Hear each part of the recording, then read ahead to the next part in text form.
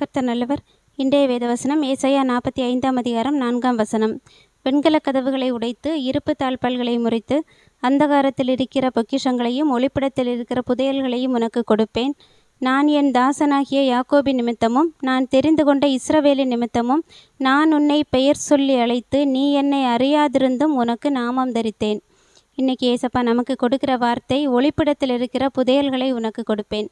இந்த மாதமே நம்ம பண விஷயத்தில் மிகப்பெரிய மாற்றத்தையும் முன்னேற்றத்தையும் பார்ப்போன்னு நமக்கு ஊழியத்தில் ஆரம்பத்தில் இருந்தே கர்த்தர் நமக்கு சொல்லி கொண்டே இருக்கிறாங்க.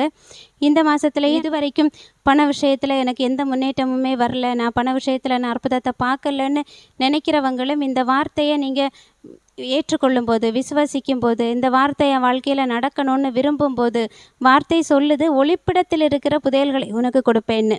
இதை நம்ம சம்பாதிக்கிறதோ இல்லை நம்ம கஷ்டப்பட்டு உழைக்கிறதோ எதுவுமே கிடையாது. இது ஒரு கிஃப்ட் மாதிரி.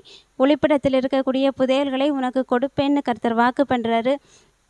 இந்த வார்த்தைகளை விசுவாசிக்கும் போது கண்டிப்பாக நாம் இந்த மாதம் இதுவரைக்கும் பண விஷயத்தில் நாம் முன்னேற்றத்தை பார்க்கலன்னா கூட இனி வரக்கூடிய இந்த நாட்களில் நாம் கண்டிப்பாக பார்ப்போம். இந்த வார்த்தையை அப்படியே நாம் ஏற்றுக்கொள்வோம். இது நாம் சம்பாதிச்சு தான் நமக்கு வரும். அதாவது எதிர்பாராத நேரத்தில் எதிர்பாராத இடத்துலேருந்து எதிர்பாராத நபர் மூலமாக வரும். அல்லது கர்த்தர் உங்களுக்கு எந்த விதம்னு வச்சுருக்குறாங்களோ அந்த மாதிரி வரும். அது இப்படி தான் வரும், இந்த வழியாக தான் வரும் அப்படின்னு நாம் நம்ம நினைப்பதற்கும் வேண்டுவதற்கும் அதிகமாய் செய்கிறவர். நாம் இப்படி தான் வரும்னு நம்ம ஏதோ ஒரு திட்டம் போட்டு ஒரு பிளான் போட்டு வச்சுருப்போம், இந்த வழியாக எனக்கு காசு வரும்னு. ஆனால் கர்த்தருடைய ரூட்டே வேறு மாதிரி இருக்கும். அவர் எப்படி நமக்கு காசு தருவாருன்னெலாம் தெரியாது. ஆனால் கண்டிப்பாக இந்த மாதம் நம்ம பண விஷயத்தில் நாம் அற்புதத்தை பார்ப்போம்.